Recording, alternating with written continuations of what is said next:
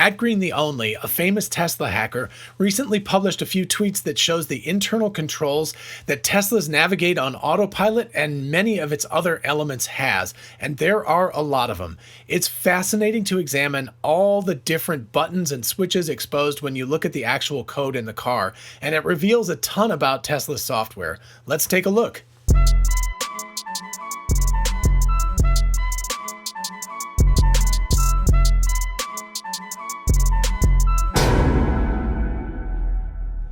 Hey y'all, it's Dr. Know-It-All. This is going to be a really geeky episode, so if you don't like looking at spreadsheets, sliders, controls, and numbers, you might want to pass on this one. For everybody else, let's take a look at some screenshots GreenTheOnly has so generously provided and see what awesome things we can discover about the internal workings of Tesla's enhanced Navigate on Autopilot, as well as many other controls available in the car. First, a real quick reminder, definitely make sure you like and subscribe, and definitely check out the episode linked in the description if you want to be involved in our 10,000 subscriber giveaway, so definitely check that one out. Also, a big shout out to my patrons on Patreon. You guys are wonderful. Thank you all so much. As well as a big shout out to Zenly Music, who did the intro and conclusion music, which we will actually have this time. I know the last episode somehow it got removed, but it'll be back this time, I promise. And finally, if you're interested in purchasing a Tesla, definitely click our referral link. If you do, and you buy a car, we both get 1,000 free supercharger miles. All right, let's flip the camera and look at the screen and see what we got. Okay, so let's go through the controls a few at a time. As is probably obvious, these are screen grabs of video provided by GreenTheOnly on Twitter, and of course you can follow him on @GreenTheOnly if you want to. Therefore, the quality is not pristine, but you can read everything if you squint just a little bit. Also note there are a number of tabs at the top that organize the controls into some sort of convenient organization scheme, which is good for us as well as for the engineers at Tesla. So we're going to go through these, kind of a group at a time. There's an awful lot of controls, but we'll try to hit the highlights. And also note, I do not necessarily know what all of these controls mean. If I say I don't know, or say I'm guessing, it means I don't know. And even if I say I'm confident, I might actually be wrong. So understand that I'm trying to figure this out just as much as you are. So, hopefully you can actually help me out a little bit with all of this. So anyway, the tabs from left to right are full self-driving features, which, by the way, they internally call it that, even though it's enhanced navigate on autopilot outside the walls of Tesla. Enhanced summon, autopilot tasks, augmented vision, GPS sliders, traffic control profile, narrow corridor tuning, ultrasonics, lateral offset, planner parameters, camera, system, fault injection, which I think is super cool, fail-safe injection, speed limits, and generic. So looking at this first tab, this one is a scroll one, so there's like a bottom section to it too. So anyway, so you'll notice this is the full self-driving defaults, which means that it's what was set by default, I guess, if you have full self-driving. And then production defaults, I believe, if we let me see if I can find the one that's production defaults. Here we go. So production defaults, I believe, is what happens if you don't have full self-driving, because it still looks like you've got, it's not going to hit somebody going across a crosswalk, and I don't know what super pixel BEV is, but anyway, so you can see that it's different depending on whether you've got FSD defaults or production defaults. And if you click those, it does this, and then I guess you can obviously turn the other ones green if you wish to enable those. But looking at that, so don't stop at green light. That is very different behavior. This is obviously the beta release. With the release that's available for everyone, the stop at green light always happens. So that would be a nice feature to have enabled for sure. You can also see a few other interesting ones, like priority to the right, which I assume means you're driving on a left-handed as opposed to right-handed, so that you're looking to the right as opposed to the left, which would be England, Japan, Middle Eastern countries, several of them. Anyway, so that's cool. And enable cross traffic set speed is an interesting one. I'm not exactly sure what that is. Europe, enable roundabout control. There are plenty of roundabouts in the United States too, so hopefully that's got, and yield sign control. So you can see a lot of these are really, really cool. These are all stops, by the way. And obviously you want to have stopping for crosswalks and occluded crosswalk set speed. You want to have that kind of stuff available for you. As far as city streets are concerned, you've got enable city streets behavior. This is interesting that you can force it to be on city streets. So interesting. Navigate on autopilot everywhere. So obviously that again is a beta feature. Disable the NOAA failsafes, disable high curvature hands-on. So this is interesting because this means that what they're probably doing is normally making you put your hands on the wheel if the car has to turn a lot. So that's interesting. Relax lane change checks. That's kind of interesting. I'm not exactly sure what that is, but that sounds like it might be a little bit scary, honestly. And then forks off the highway, NavRoute CSA, enable an oncoming lane check, relax vision lane health checks. So interesting stuff here. I assume that means that it's not checking quite as frequently or as robustly. And since that's on by default, that probably means it's a good thing. Like it would be a little too hyper about it otherwise. And then you've got the prefer fisheye ego lane over PP. I don't know what PP stands. Ego would be the car that you're in. So that would be interesting right there, that you're in that car. And let's see, what else do we have? Allow cached vision lanes, city streets offset for moving targets, give radar as input to BEV nets, battery electric vehicle nets. So this is interesting. This may mean, I did a HiveMind one, which I'll link up in the top, about whether the cars are communicating with each other, but this looks like BevNet might be something. I think that this is actually from Andrej Karpathy's work, that this is what they call their neural network. So it's not like a network that's external but internal to the car, but still it's kind of an interesting coincidence that there it is. Object edge cost is interesting. That's usually a machine learning term for a cost is usually a machine learning term for something that is you're trying to optimize that behavior. So maybe object edge elements for the behavior. Interesting.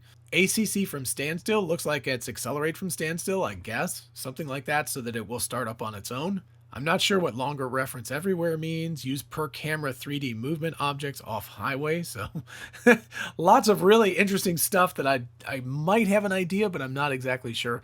Like use correct lat jerk cost. So I'm assuming that means if it moves unexpectedly or something like that, then I assume that means latitudinal jerk. So I don't know. And super pixel BEV. So again, that might be the BevNet that's using it. So it might be some optimized version of the BEV.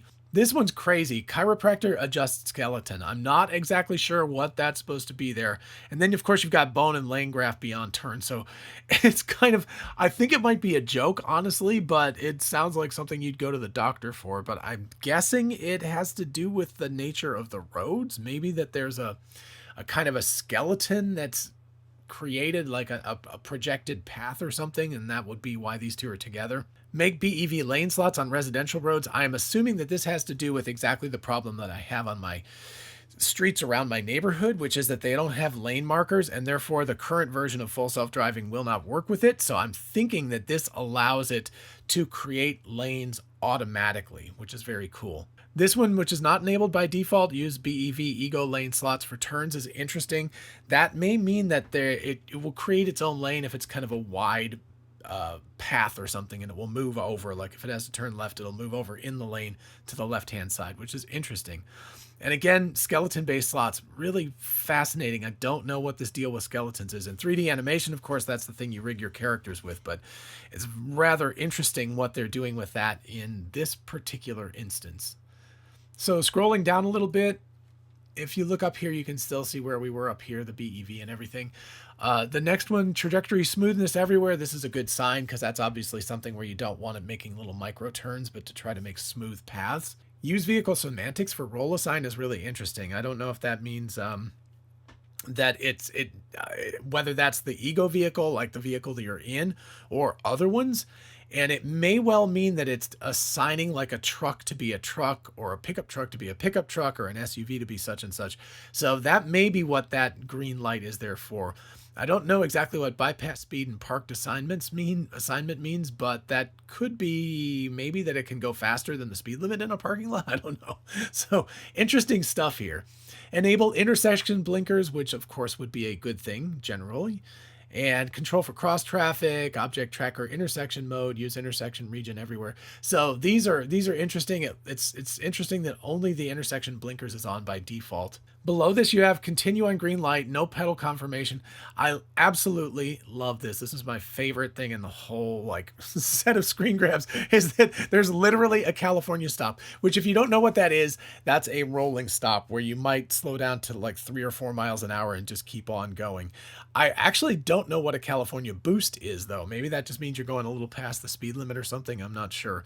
And then of course, visibility check, it would be good that that would be on, but I love that this is also enabled by default. So that's actually hysterical that that's there. So it won't actually come to a stop if this is enabled. And hopefully you can set that as you would prefer, because of course you could get a ticket in some places if you roll through a stop sign.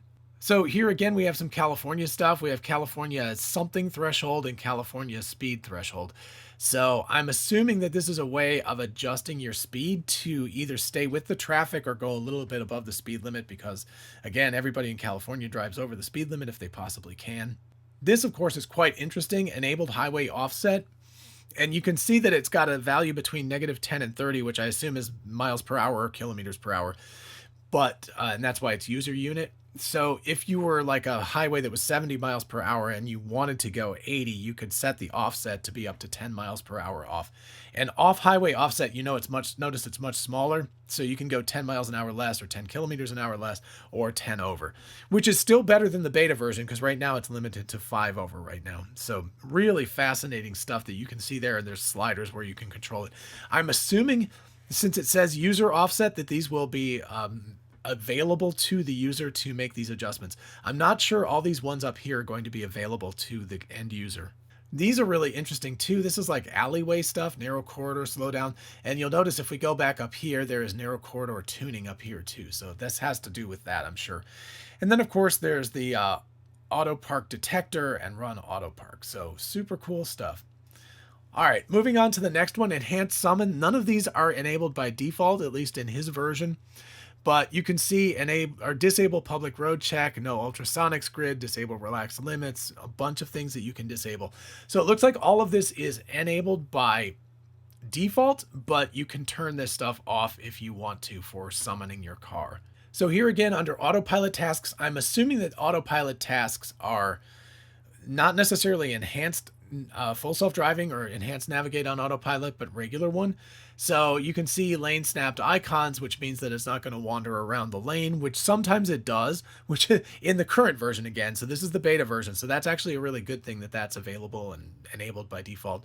Show all objects would be super cool, and alpha BEV. So I would absolutely love if they would allow you to turn that on in the UI and see everything that it's showing as a like kind of a monitoring and diagnostic tool. That would be fantastic. Also notice this is really critical right here, the selfie driver monitor. I'm assuming that that would be your camera view that would allow it to use your eyes and to track your eyes as opposed to tracking steering wheel motion. So that would be really cool. And it's not enabled, so we'll have to wait and see. Again, we've got some behaviors here. If you stop early, there's a warning. Remove stationary, follow CIPV green. I think that must be the vehicle in front of you or something. I'm not exactly sure. And then, of course, smoother control and latitudinal or lateral, probably lateral cost. Probably deviation lateral cost. So it's a way of tuning it as to how much it's being, I assume the network is punishing itself for deviating from your turn radius or something. Same thing with the steer rate. I'm not exactly sure what CSA scale is, but it's set to 1, so there you go. Deviation and speed cost is 2, so that would, I assume, mean if the autopilot went up or down too high or too low, it would actually punish itself for that. Acceleration cost, jerk cost, this is really nice. So the acceleration cost is very low, but you can see the jerk cost is fairly high, which would mean if the thing's, jerking around and not being smooth.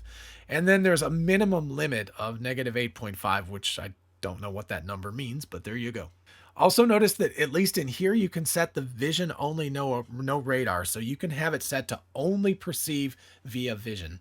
So scrolling down just a little bit more, there was the perception thing. And then we have active safety like LSS drivable, bypass brake light, pulse homologation. There we go. Pulse homologation. No idea what that is. But anyway, it's some sort of safety thing. And obviously there's I don't know what that is, subgraph mismatch clips, use subgraph. So yeah, so there are a whole bunch of different things here that I'm not exactly sure what they do. If anybody knows, I would be really interested in finding out. Going back up again, here we are at the augmented vision tab. And you can see that you've got camera images, frames per second, logging, localized region, top-down road estimator. So you could turn a lot of these on, and I'm assuming that these will actually put some sort of overlay on top of your display, which would be really, really cool. Again, I would totally love that if you could see that, so that you could see like how many frames per second it was doing and the drivable space and the lane lines and all of that kind of stuff. Pretty. I assume that turns on the prettier icons or something like that, or cuboids, maybe those little blocks that you see in a lot of the beta versions. GPS sliders here, you've got latitudinal position, longitudinal position, and heading. So I don't know if that's kind of like an offset or something like that. If you could set it, if you feel like it's always drifting one way, if you could pull this, I'm not exactly sure. But clearly this gives you some sort of sense of where the car is. Moving on, you've got narrow corridor tuning, which means you can talk about how long the window, the slowdown, minimum speed corridor. So I'm assuming this is if it gets in a back alley or something like that, which is really cool. And it has a slowdown rate, in fact, an acceleration rate that's set. So all of these are set to like initialize values. So really, really interesting that you can do that kind of stuff and that they're actually paying attention to the narrow corridor aspect of this. If you look at ultrasonics, this gets really confusing. There's an awful lot of stuff. There's 4 sequences. All of this, I assume sensor 1 through 12, because there are 12 ultrasonic sensors. I just don't know what all of these things stand for. There's a lot of stuff. There's reverb time, which is interesting because it's bouncing around. Thresholds, gain, current, period, and these are all like, sensor 1, sensor 2. So you can see that you can set the gain, and the period would be how quickly it pulses, I assume. I don't know. Current might actually be the amount of power that's being given to each one. You can see that there's 12 of them altogether, so it's a lot. When we get to lateral offset, you can see that it's enabled by default. Raw trackers, linear long decay, wide lane field, static offsets, weights. I don't know if that means the weight of the car. Probably in kilograms if that's the case, because that'd be way, way low for in pounds. So lane clearance, and maybe this is in decimeters.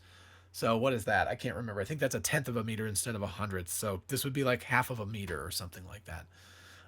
Assuming that that's that unit of measurement. So again, you can see that there are all sorts of different things. I guess these are parameters that would change per automobile because it would be a different size. So interesting. And of course, moving down, you can see small vehicle lateral parameters. So it's got all that stuff. And then you've got specialized for large vehicles. So like truck, and obviously these are bigger, or at least they should be. I don't see a weight thing, but I assume you can adjust the weight there. Forced truck offset, rate limiting parameters for all of them, etc., etc. Then we've got planner parameters, which are things like acceleration weight, asymmetry, I guess, separation, static multi, initial jerk weight, long jerk weight. So there's all kinds of different things which are, I assume, there to try to make it looks like all of these things. I assume what they mean by weight is the amount of weight that's given to these, so that like you don't want to have like a quick jerk motion. So that's why that is set really high. The weighting would mean it's more important. So it'd be saying like, don't do that or something, right? And so these things, the ones that are lower, like an acceleration scaler, is not as important. Lane slowdown doesn't seem to even have one. If we go down here, unfortunately, this one's a little bit poorer, but you can still see there's like all of these acceleration, enable motorbike. That would be nice. Guess it's looking out for that. Minimum and maximum asymmetry and saturation speed. So there's a lot of really interesting controls here under the planning parameter.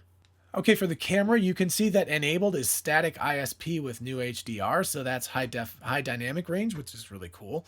So they must have really good cameras that have high dynamic range, which makes sense. So you've also got after override, interesting. So, shadow mode, auto exposure. So I'm assuming normally this would have auto exposure on, but that's interesting that that's not enabled by default.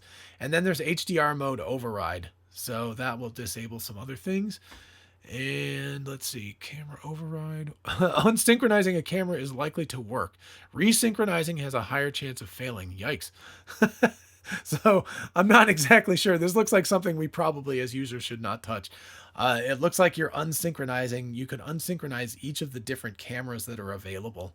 So here we've got system settings, and you can see that there are a whole bunch of different vision dynamic object, vision bird's eye sparse, graph, crosswalk, etc. And there's actually, interestingly enough, up here, there's like active and healthy. So that's good. I guess that gives you kind of a general overall view of how your system is doing. And if you move down, you can see it. There's a lot of stuff here, right? There's system CPU receiver. So there's latency. There's all sorts of things. This is in nanoseconds, by the way. So even a big number is pretty good. And continuing down, there's even more. So you can see that there is a heck of a lot of different things in the software that are sender, receiver, etc., etc. So this fault injection looks fantastic. I think what this is you can actually put a camera freeze or a camera crash into your code. I would hope that you would do this while, testing it in a simulation or something, but it looks like you can create situations. I'm reading an Apollo book right now where they talk about simulating the Apollo landings over and over and over again, and really fascinating that they would constantly put crashes and freezes and stuff in. So I think it's really fascinating that they have this available here. I'm very, very highly happy about seeing that. I think it's really good that they are allowing things like you to add inject faults into the whole thing. I don't have the fail-safes injections, but you can see the speed limits are really interesting because you can inject a speed limit. I guess you can just tell it what you want, maybe by scrolling the wheel or something. But interestingly enough, it has like disable speed limit control, snap to speed limit off highway, vision speed limit control. So these would be things that are available now because like the vision speed limit, when it passes a 45 sign, it changes to 45. So these are already there, but you can also see things like forced navigation fleet speed. So if you're driving a truck, the truck may have like the company that owns it may say this is the fastest you can go, and so you can force that to happen so the driver doesn't even have control. So these are really cool. You can also snap to speed limit on highway as well. Very, very interesting and cool stuff. And then finally we have generic. So permutation sweeps and simulation run, each example, blah, blah, blah, some permutation of values. It looks to me like these are user definable, like they're Booleans, and you can set them to what you want. And this is an unsigned integer, so you have some system of values. I'm not exactly sure what the system would be. Sorry about that.